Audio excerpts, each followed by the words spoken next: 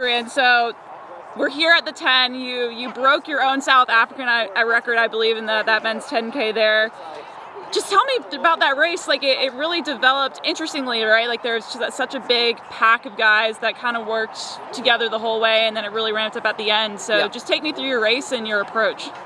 Yeah, I was in shape. I know I was training really well the last couple of months in preparing for this race, and I knew it was going to be really hard. And I just wanted to come out here, make sure that I'm comfortable on the pace, which is kind of hard to do.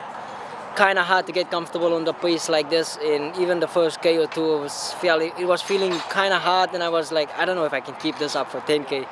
And luckily I felt good on the night, and once I got through 5K, and I knew I just had to like stick behind the guys and stick behind the paces and trying to work together after the paces got off, and it was hard to do, but I was happy to get away with the standard, so felt pretty good about it. In a race like the 10K, especially like you said, you weren't feeling 100% right, at the very beginning. How do you stay patient and just kind of let it come to you, and just to the point where you feel good enough to get going? Yeah, so I think part of it is probably mentally as well, because it's such a long race, and 1K, 2K's in, you kind of like unsure, oh, I don't feel this great, I don't know if I can do it. But I knew once I'm going to get to 5K. Once I get through 5K, I knew I felt immediately better. So they would suggest to me that it was definitely mentally. And once I got to that point, I was like, okay, now you just squeeze it and kind of like make sure that the light don't go ahead of us too far. And we're a really good group of people, and I knew as long as we stay close to the light, we will be able to close in and get to the point where we qualify. And I was happy, very happy about that. Yeah, and then talk about that final 400. I mean, it was basically a sprint to the finish there, as you're trying to chase and pass that 27 flat wave light. Like, what was going through your mind there, and how were you able to will yourself to the finish there? And that's kind of how we prepared the last couple of weeks or so. Is like, I know I probably will be able to stay with the light, but at the end of the day, it's gonna come down to competing, and especially preparing for the Olympics. Is like you kind of have to get used to the closing of these type of races. And the last 600 I was like, I just need to squeeze and stay close as possible, but last 300 I just didn't have enough. I was still lucky to get away with the standard and competing with these guys, and like I said, this is probably the deepest field in the world, or in this race in the world right now, and I was happy that I was able to compete with them, and all of us, or at least 8 of us, or I don't know how many, but we got the standard, and I was happy about that. Now you mentioned you didn't have it quite there in that last kick. What are you going to then, now that you're going back into training, like what are you going to work on to hopefully kind of fix that for the next time around when you find yourself in that situation?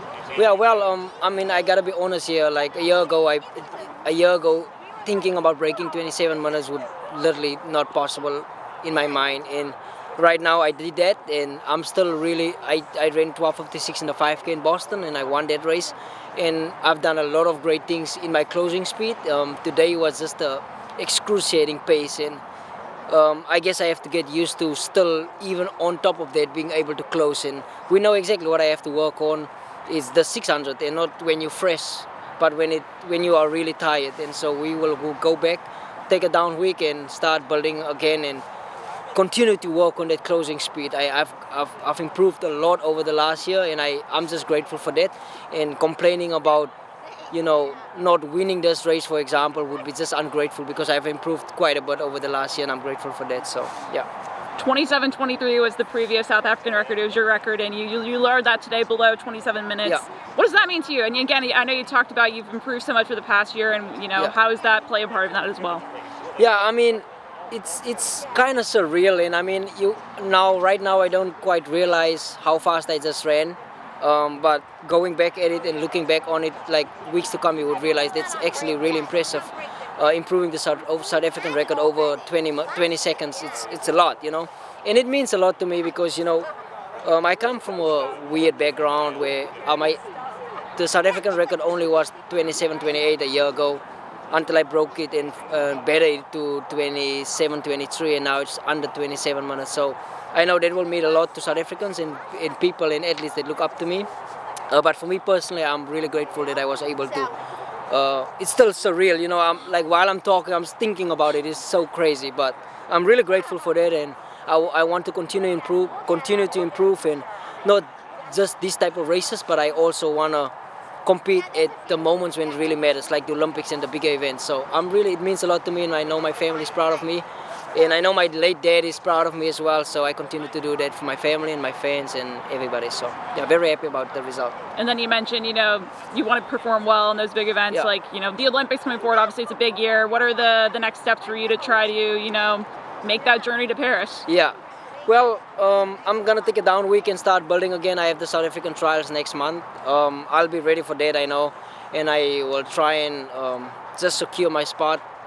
But other than that, right now, I have a couple of European races on the calendar in June, and I'll just continue to train. Like I said, I know I have the endurance. Like I just showed tonight again, I have the endurance to continue to like run fast times and compete. But ultimately, I just realized, and again tonight, it just comes down to the last 600, 1K, and I just have to continue to work on it. Kind of build your workouts around that areas and trying to run really fast when you're tired and not when you're fresh, because it doesn't really matter at that point. And so we've been working on that a lot the last 2 months, and I just have so much more work to do. That's all it tells me tonight. Yeah.